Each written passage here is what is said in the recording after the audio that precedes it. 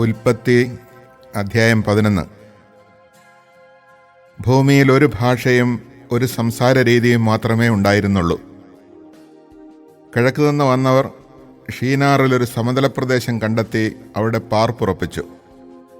നമുക്ക് ഇഷ്ടികയുണ്ടാക്കി ചുട്ടെടുക്കാം എന്നവർ പറഞ്ഞു. അങ്ങനെ കല്ലിന് പകരം ഇഷ്ടികയും കുമ്മായത്തിന് പകരം കളിമണ്ണും അവർ ഉപയോഗിച്ചു. അവർ പരസ്പരം പറഞ്ഞു, നമുക്കൊരു പട്ടണവും ആകാശം മുട്ടുന്ന ഒരു ഗോപുരവും തീർത്ത് പ്രശസ്തി നിലനിർത്താം. അല്ലെങ്കിൽ നാം ഭൂമുഖത്താകെ ചിന്നിച്ചിതറിപ്പോകും.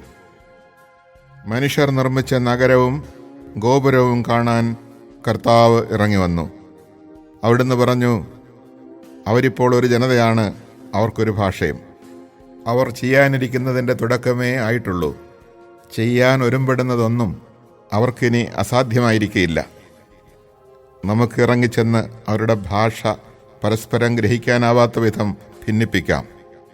അങ്ങനെ കർത്താവ് അവരെ ഭൂമുഖത്തെല്ലാം ചിതറിച്ചു. അവർ പട്ടണം പണി ഉപേക്ഷിച്ചു. അതുകൊണ്ടാണ് ആ സ്ഥലത്തിന് ബാബേൽ എന്ന് പേരുണ്ടായത്. അവിടെ വെച്ചാണ് കർത്താവ് ഭൂമിയിലെ ഭാഷ ഭിന്നിപ്പിച്ചതും അവരെ നാടാകെ ചിതറിച്ചതും. ഷേമിൻ്റെ വംശാവലി. ഷേമിന് 100 വയസ്സായപ്പോൾ അർപ്പക്ഷാദ് ജനിച്ചു. ജലപ്രളയം കഴിഞ്ഞ് 2-ാം വർഷമായിരുന്നു അത്. അർപ്പക്ഷാദിൻ്റെ ജനനത്തിന് ശേഷം ഷേം 500 വർഷം ജീവിച്ചു. അവന് വേറെയും പുത്രന്മാരും പുത്രിമാരും ഉണ്ടായി. 35 വയസ്സായപ്പോൾ അർപ്പക്ഷാദിന് ഷേലാഹ് ജനിച്ചു. ഷേലാഹിൻ്റെ ജനനത്തിന് ശേഷം അർപ്പക്ഷാദ് 403 വർഷം ജീവിച്ചു. അവന് വേറെയും പുത്രന്മാരും പുത്രിമാരും ഉണ്ടായി. 30 വയസ്സായപ്പോൾ ഷേലാഹിന് ഏബർ ജനിച്ചു. ഏബർ ജനിച്ചതിന് ശേഷം 403 വർഷം ഷേലാഹ് ജീവിച്ചു. അവന് വേറെയും പുത്രന്മാരും പുത്രിമാരും ഉണ്ടായി. 34 വയസ്സായപ്പോൾ ഏബറിന് പേലഗ് ജനിച്ചു. പേലഗിൻ്റെ ജനനത്തിന് ശേഷം ഏബർ 430 വർഷം ജീവിച്ചു. അവന് വേറെയും പുത്രന്മാരും പുത്രിമാരും ഉണ്ടായി. 30 വയസ്സായപ്പോൾ പേലഗിന് റവു ജനിച്ചു. റവുവിൻ്റെ ജനനത്തിന് ശേഷം പേലഗ് 209 വർഷം ജീവിച്ചു. അവന് വേറെയും പുത്രന്മാരും പുത്രിമാരും ഉണ്ടായി. 32 വയസ്സായപ്പോൾ റവുവിന് സെരൂഗ് ജനിച്ചു. സെരൂഗിൻ്റെ ജനനത്തിന് ശേഷം റവു 207 വർഷം ജീവിച്ചു. അവന് വേറെയും പുത്രന്മാരും പുത്രിമാരും ഉണ്ടായി. 30-ാം വയസ്സായപ്പോൾ സെരൂഗിന് നാഹോർ ജനിച്ചു. നാഹോറിൻ്റെ ജനനത്തിന് ശേഷം സെരൂഗ് 200 വർഷം ജീവിച്ചു. അവന് വേറെയും പുത്രന്മാരും പുത്രിമാരും ഉണ്ടായി. 29 വയസ്സായപ്പോൾ നാഹോറിന് തേരാഹ് ജനിച്ചു. തേരാഹിൻ്റെ ജനനത്തിന് ശേഷം നാഹോർ 119 വർഷം ജീവിച്ചു. അവന് വേറെയും പുത്രന്മാരും പുത്രിമാരും ഉണ്ടായി. 70 വയസ്സെത്തിയതിന് ശേഷം തേരാഹിന് അബ്രാം, നാഹോർ, ഹാറാൻ എന്നീ പുത്രന്മാർ ജനിച്ചു. തേരാഹിൻ്റെ പിന്മുറക്കാർ ഇവരാണ്. തേരാഹിൻ്റെ പുത്രന്മാരാണ് അബ്രാമും നാഹോറും ഹാറാനും. ഹാറാൻ്റെ പുത്രനാണ് Lot.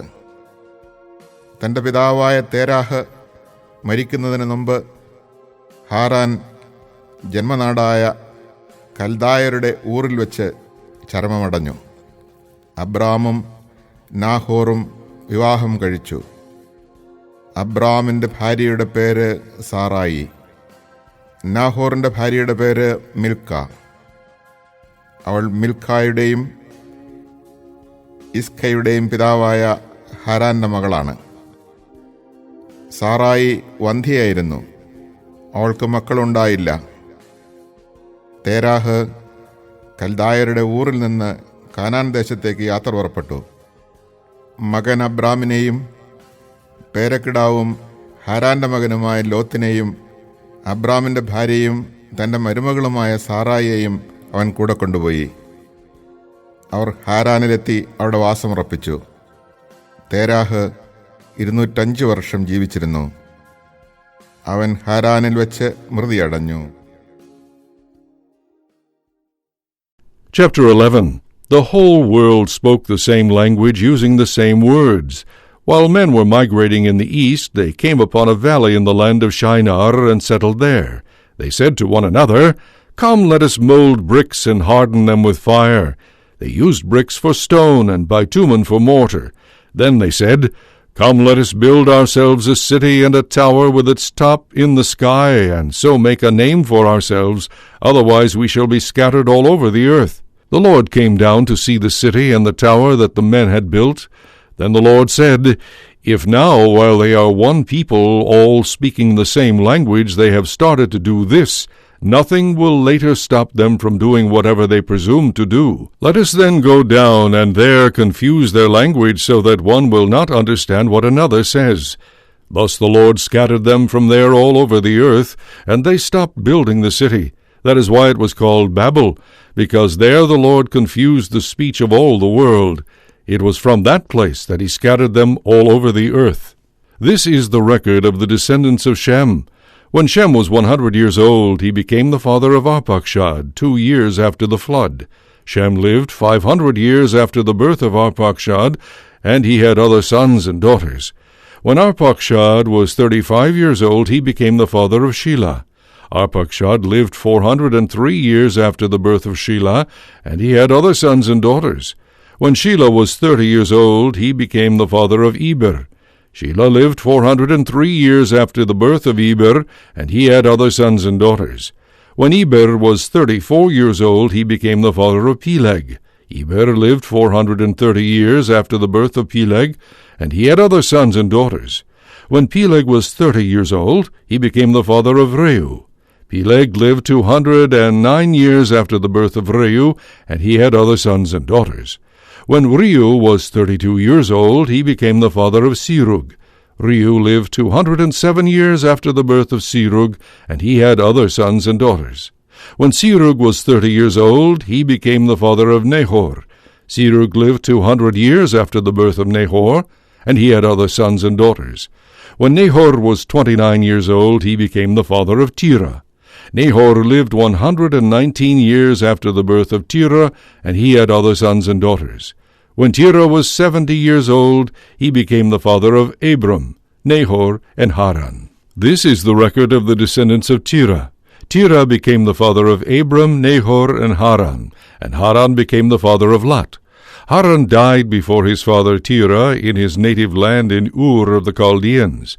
Abram and Nahor took wives. The name of Abram's wife was Sarai, and the name of Nahor's wife was Milcah, daughter of Haran, the father of Milcah and Iscah. Sarai was barren, she had no child. Terah took his son Abram, his grandson Lot, son of Haran, and his daughter-in-law Sarai, the wife of his son Abram, and brought them out of Ur of the Chaldeans to go to the land of Canaan. But when they reached Haran, they settled there. The lifetime of Terah was 205 years, then Terah died in Haran.